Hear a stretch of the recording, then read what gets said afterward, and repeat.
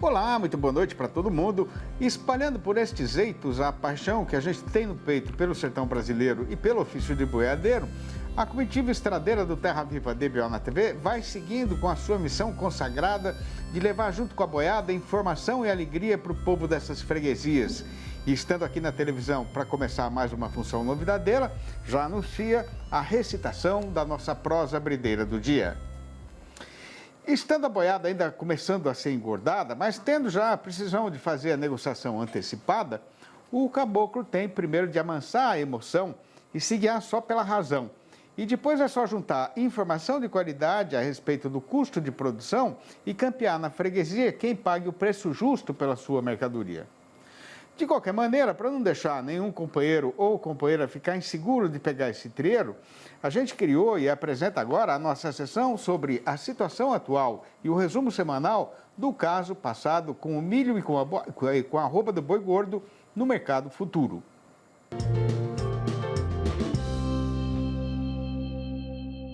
Olá, amigos do canal Terra Viva, aqui quem fala é Douglas Coelho, sou zootecnista e um dos sócios fundadores da Radar Investimentos. E hoje eu estou aqui para traçar aquele breve panorama dos mercados de boi gordo e de milho. Bom, pelo lado do boi gordo, a gente vê que as chuvas já estão um pouco mais frequentes em boa parte das regiões pecuárias do Brasil. Isso gera algum alívio por parte do pecuarista, né? Mas por outro lado a gente vê também que esse pecuarista nesse momento está com uma dieta relativamente barata, viu os preços em ascensão desde agosto, setembro de uma maneira mais vigorosa, então ele segue na estratégia de vender apenas pequenos lotes para cumprir suas obrigações, para fazer algum caixa, enquanto a indústria está pagando preços mais firmes quando a gente olha em relação às semanas anteriores. Boa parte dos preços de balcão aqui em São Paulo estão ao redor de 290, 295 e o pecuarista sempre pedindo ao redor de R$300 por arroba. As escalas de abate não têm tido tanta evolução, mas esse momento é um momento de firmeza da arroba, justamente no momento em que mais animais de confinamento devem aparecer nas próximas semanas. Pelo lado do milho, a gente vê que é um mercado firme, a gente teve uma boa safra aqui no Brasil, nos Estados Unidos também uma boa safra, um clima favorável, que favoreceu todo o desenvolvimento das lavouras, em boa parte das regiões produtoras. Nessa semana houve a divulgação do relatório do USDA, relatório sobre a oferta e demanda, dos Estados Unidos, que pontuou não só os Estados Unidos, mas os estoques, a produção, a demanda dos demais países produtores. Esse relatório não trouxe tanta alteração assim, os mercados praticamente ficaram estáveis quando a gente olha em relação ao longo da semana e ao longo da semana anterior. E aqui a gente vê preços firmes em boa parte das regiões. Um motivo para isso é o momento das exportações e o dólar também, que tem ajudado essas cotações no interior. Bom, pessoal, essa mensagem que eu gostaria de passar para vocês. Contem com todo o time da Radar Investimentos. Um forte abraço e até a próxima. Tchau, tchau. Com a boiada seguindo animada no eito e levantando o poeirão, a gente vai dando seguimento na função, anunciando agora a apresentação do resultado do levantamento feito a respeito da situação do mercado dos insumos mais usados pelo fazendeiro brasileiro na engorda e na mantença do seu gado. Olá pessoal, aqui quem fala é Rodrigo Demundo, eu sou analista de mercado aqui da Scott Consultoria e hoje eu vim conversar um pouco sobre a relação de troca entre a saca de milho e a arroba do boi gordo. Mas antes eu gostaria de fazer o convite para vocês conhecerem nossa nova pesquisa expedicionária, o Circuito Cria, através do Instagram Circuito_Cria. Bom, pessoal, segundo o levantamento da Scott Consultoria, até meados de outubro, a cotação da saca de milho em Campinas ficou em aproximadamente R$ 66,00, alta de 3,2% em relação ao fechamento do mês anterior. Já a arroba do boi gordo teve uma alta um pouco mais significativa, de 7% em relação ao fechamento de setembro. Com isso, tivemos uma melhora de 3% na relação de troca, com 4 sacas de milho sendo compradas com 1 arroba de boi gordo. No curto e médio prazo, a expectativa é que o mercado do boi gordo permaneça firme e bem aquecido, com a arroba do boi gordo ganhando mais valorização ao longo do tempo. Já o mercado do cereal, temos que ficar um pouco mais atento. Graças à redução significativa da área de plantio, podemos ter uma diminuição na disponibilidade do cereal no futuro. Mas por hoje é só, pessoal. Fico muito grato pela atenção e até a próxima. A turina geralmente não desafina, mas a toeira está carecendo de um aperto e para providenciar esse acerto, a gente vai fazer agora uma parada ligeira na nossa lida violeira para voltar em instantes e tocar adiante a função. É um minutinho só, aguarde. Impresso ou digital? Se você quer o melhor conteúdo para a pecuária, fique com os dois. Tenha sempre seus exemplares da DBO à disposição, no escritório, na caminhonete ou ao alcance de seus colaboradores na fazenda. DBO é fonte de conhecimento, reportagens de campo, matérias, artigos e análises de mercado. Entre lá na nossa loja no portal DBO e faça sua assinatura impressa e digital ou só digital.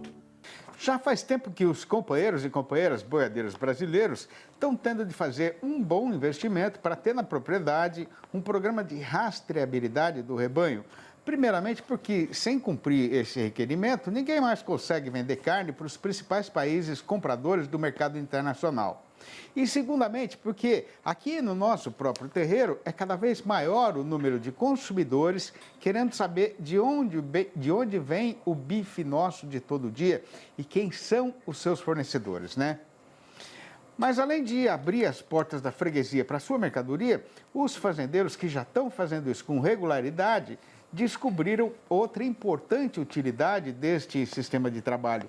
E este é o destaque de hoje do nosso quadro Pecuarista em Prosa, que a gente criou para fazer a valorização do trabalho e da contribuição das nossas companheiras mulheres da pecuária brasileira. Confira.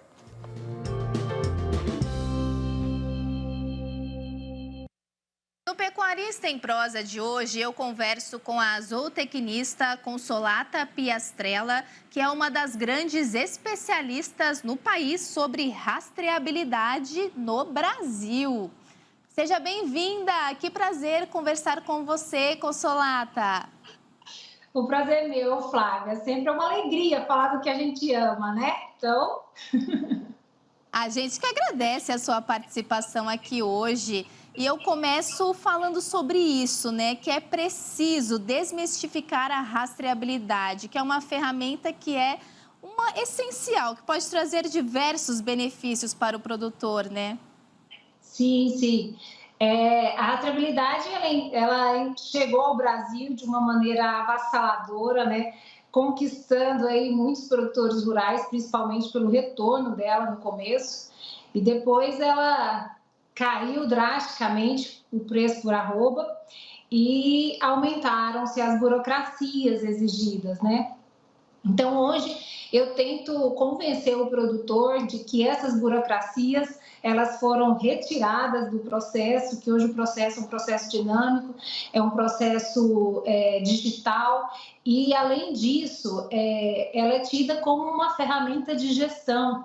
Então, você tem um banco de dados para facilitar a sua tomada de decisão. Então, isso que viabiliza todo o processo dentro do cenário geral, né? É você ter uma visão panorâmica do seu negócio. Eu sempre gosto de brincar, Flávia, dizer assim, você vai fazer um jogo de cartas. Como que você acertaria mais? Quando a carta está virada ou quando a carta está na sua frente, né? Explicando tudo que você tem ali. Então, a rastreabilidade é isso. Ela te traz essa visão, essa segurança na tomada de decisão. Sem dúvidas, e também a questão da gestão e do planejamento, né, que é essencial aí para os pecuaristas obterem sucesso e lucratividade na sua propriedade, né, Consolata? Isso, a gestão, ela como um banco de dados efetivo, né, eficaz, né, não um bando de dados. Então, a rastreabilidade é essa ferramenta com toda certeza e é ela que vai te trazer esse retorno. Logicamente que quando existe a bonificação, isso se torna muito mais atrativo, né? Mas você tem que pensar não só a curto prazo, né? Você precisa ter uma dimensão a longo prazo. E a médio e longo prazo, essa ferramenta ela é incrivelmente mais viável do que necessariamente o curto prazo imediato de você receber aquela bonificação por arroba, né? E como que a formação em zootecnia contribuiu para o desenvolvimento das suas habilidades empreendedoras? Nossa, eu brinco que aprender é difícil, né? Porque é um processo e todo o processo ele exige lapidações, né? Então, a zootecnia foi bacana para mim, principalmente por isso, porque na faculdade ela foi um leque de oportunidades para eu tomar a decisão do que eu queria e o que eu não queria dentro da minha vida profissional, né? Então, a rastreabilidade, ela me escolheu ainda na faculdade, né? Foi aquela ferramenta que eu me apaixonei. Eu trazia os dados, eu precisava daqueles dados para tomar as decisões. Eu amo números, né? Filha de matemático tem que gostar de números. Então, trazer aqueles resultados para mim através de números, de controle, aquilo ali foi extraordinário. Então, isso me ajudou bastante. A zootecnia me ajudou a chegar nesse objetivo da rastreabilidade hoje, principalmente por esse controle dessa visão e dessa segurança nas tomadas de decisão frente às propriedades rurais. E como que você avalia aí quais são as principais tendências da pecuária brasileira? As tendências, eu sou um conflito de interesse, né? Porque eu amo a rastreabilidade. Então, para mim, todo mundo tinha que ser rastreado. Mas, em contrapartida, eu acho que nada que é obrigatório é legal, né? Então, a tendência, sim, é que o nosso rebanho ele dê uma garantia de origem, ele assegure que ele seja sustentável, ele assegure que não venha de trabalho escravo, ele assegure um movimento socioambiental positivo, né? Então, para que a gente tenha isso, nós precisamos de um controle. E esse controle, ele só vem a partir do momento que você tem um código vinculado a esse animal e que você consiga rastrear toda a vida dele, né? Do nascimento até a desmama, saber de onde ele veio, para onde ele vai e tudo que passou na vida dele naquele período, né? Então, sem dúvida alguma, o nosso caminho é esse, né? Na época de faculdade já se dizia, é um caminho sem volta. Agora ele está mais do que nunca, sim, principalmente por hoje nós estarmos ser um país livre de aftosa sem vacinação, né? Então, nós precisamos entregar alguma garantia de origem desses animais. E para isso, com toda a certeza do mundo, a rastreabilidade ela pode garantir isso sim. Sem dúvidas. E quais os cuidados em relação ao bem-estar animal que os produtores precisam adotar para exportar carne para a Europa? O Brasil é referência na questão de sustentabilidade, né? Então, Flávia, infelizmente, para a carne ainda, isso está num processo de implementação ainda, né? Ainda não se é exigido essa parte 100% do bem-estar animal com relação à carne. Agora, com relação ao couro, sim, tanto a parte de bem-estar animal quanto a parte socioambiental, as exigências já começaram e já existe todo um processo e uma análise vinculada à rastreabilidade. Então, para a carne ainda está num processo a ser implantado, né, com mais exigências, e para o couro já é realidade, sim. Em relação aos principais, com relação aos currais, as formas de procedimentos, né, com relação à vacinação, com relação à marca-fogo, então tudo isso já vem sendo discutido, já existe uma frente que discute várias ações nesse sentido, principalmente pelas próprias retornos que esses animais nos trazem quando se pratica e aplica o bem-estar animal, né? Nós temos aí a Carmen Pérez, que já faz bastante ação há mais de 10 anos nesse meio, né? Eu sempre a chamo de nossa Temple Gandhi brasileira.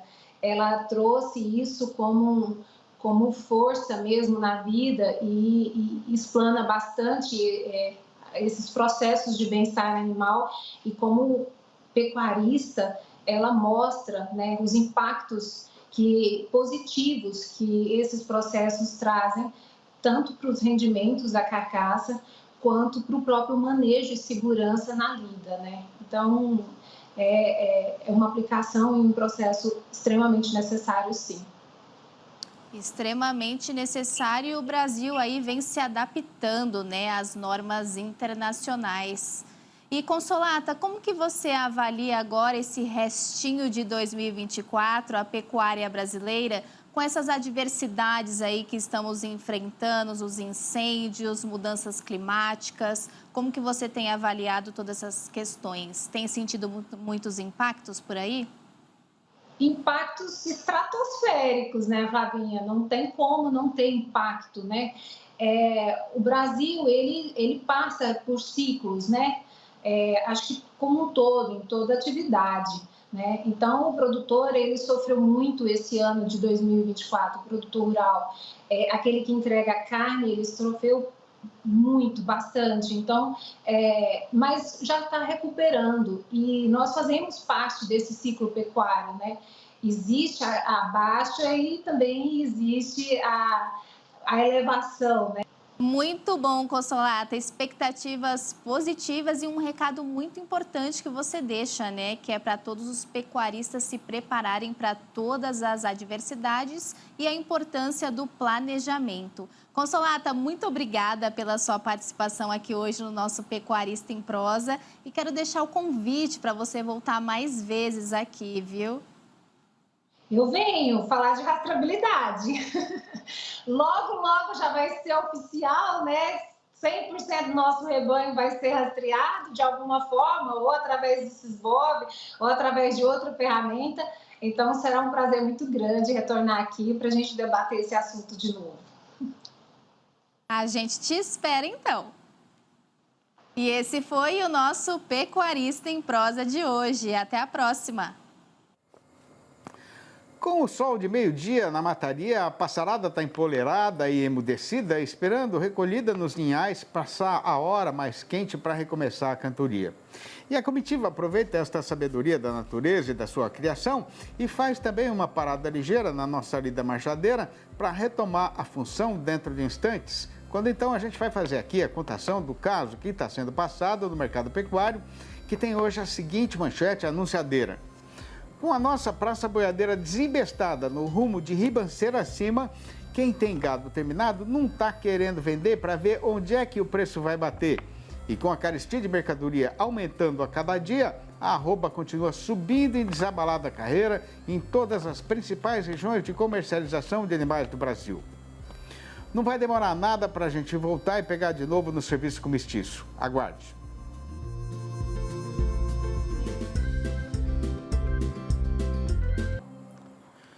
Estamos de volta e atendendo ao peditório do companheiro boiadeiro que está inclinado a vender seu gado, mas anda estorvado por não entender direito a falação que tomou conta do mercado.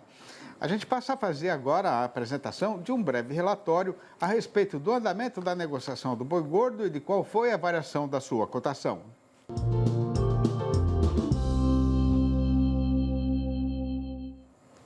O tempo está passando, o relógio está correndo, a primavera está entrada e bem andada, o outubro já está avançado na sua metade abrideira, mas até agora não teve nada que pudesse ser capaz de amansar a nossa praça boiadeira, que continua largada na subida da ribanceira em desabalada carreira.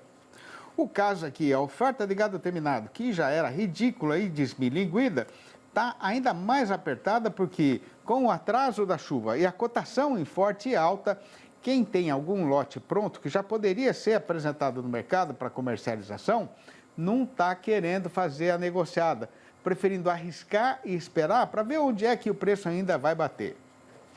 A respeito da demanda aqui no nosso próprio terreiro, nestas alturas do mês, o trabalhador brasileiro ainda tem algum dinheiro na algibeira suficiente para não deixar esvaziar a gaveta de carne na geladeira, né? De qualquer maneira, nos últimos 7 dias contados desta quinta-feira para trás, o mercado varejista do produto desossado andou em rumos desencontrados, com o valor médio dos cortes negociados subindo 2,6% em São Paulo e 1% no Rio de Janeiro. Já no Paraná, o que aconteceu foi uma queda de 1,9%, enquanto nas Minas Gerais o tombo foi de 0,7%. No mesmo período considerado, do comércio atacadista de carne desossada aqui na nossa Praça Paulista, que serve de referência para o país inteiro, continua grande a carestia de mercadoria e, por conta disso, o valor médio dos cortes registrou um novo aumento, agora de 2,2%. E não custa também fazer aqui a recordação de que o setembro, recentemente terminado, foi o melhor mês da história para o nosso setor exportador de carne bovina, né? Aí, juntando tudo o que foi falado e o que não foi falado também, o resultado aqui no balanço do dia da Scott Consultoria foram apuradas mudanças nas cotações em 14 das 32 regiões consultadas regularmente em todo o Brasil. E como tem sido o nosso roteiro costumeiro nessas semanas derradeiras, em todas essas praças consideradas, a arroba subiu.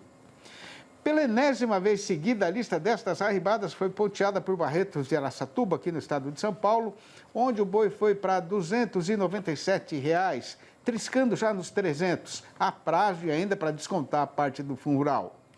Em Belo Horizonte, a capital das Minas Gerais, a alta foi geral, com o macho arredondando R$ 290 e a fêmea R$ 270. No Triângulo Mineiro, o boi encareceu para R$ 285 e a vaca para R$ 260. Na região norte, o macho melhorou para R$ 280. No sul do estado, o boi está por R$ 275. No sul do Goiás, o vento bom que bateu na praça levantou todos os preços do mercado, com o do macho avançando para R$ 272 e o da fêmea para R$ 255. Em Campo Grande, a capital de Mato Grosso do Sul, e também em Dourados, no mesmo estado, o boi foi promovido para R$ 290. Em Três Lagoas, o comprador já está pagando pelo macho R$ 285, sem reclamar nem regatear. No norte de Mato Grosso, o reajuste foi só para a fêmea, que está custando agora R$ 240. Em Santa Catarina, o fazendeiro só entrega boi se for por pelo menos R$ 282 e vaca por R$ 255. No oeste do Rio Grande do Sul, o macho progrediu para R$ 9,00 redondos o quilo vivo, o que corresponderia a R$ 270 se o negócio fosse em arrobas. A fêmea pulou para R$ 8,30 o quilo, ou R$ 249 por arroba. E em Pelotas, o boi já não sai mais por menos do que R$ 9,05 o quilo, ou R$ 271,50 por arroba, enquanto a vaca passou para R$ 8,00 o quilo, o que dá R$ 240 por arroba. A lua sucedeu o sol no céu, prateando a pradaria, na mataria a passarada fechou sua sinfonia e se aninhou, e o sertão se aquietaria se não fosse o Zé Maria na viola puxando a cantoria na roda da fogueira. Estando na estrada, em jornada boiadeira, o peão não descansa, mas também não se amola. Numa hora dança o sapateado e na outra toca a vida na lida com o gado. E é assim que eu vou vivendo, vencendo os dias, sempre com a mesma alegria. Como poesia é coisa que nunca deve ser jogada fora, nem deixada esquecida em algum canto da vida, a gente foi guardando essas prosinhas rimadas, recitadas aqui todo dia no fechamento da nossa função, todas de minha própria autoria, e assim os cadernos em que eu estava escrevendo foram enchendo e enchendo mais, até que foi preciso arrumar um jeito de ajuntar e organizar tudo, e a decisão então foi de publicar. Pois foi assim que nasceram, um depois do outro, os 4 livros da minha série Versinhos de Caipira, que já levaram sentimento e emoção para o coração de quem, como nós, tem paixão pela verdadeira cultura sertaneja brasileira. Se o amigo e a amiga quiserem saber como fazer para comprar um exemplar ou logo a coleção inteira, podem falar comigo mesmo no meu telefone particular, que é o 11 98 224 1807. Repetindo, 11 98 224 1807. Ou mandar um e-mail para sidneymagic@uol.com.br ou ainda achar meu nome lá no Facebook. Na lida a gente ganha a vida um dia e depois o outro. E para uma jornada que está sendo terminada, uma nova logo será começada. E desse jeito a gente faz a nossa despedida e vai pondo de noite de novo a boiada no eito. Mas já deixa prometida a volta do Terra Viva DBO na TV para segunda-feira, às 6h30 e às 10h30 da manhã e ainda às 7h25 da noite. Um abraço, um ótimo final de semana para todo mundo e até lá então.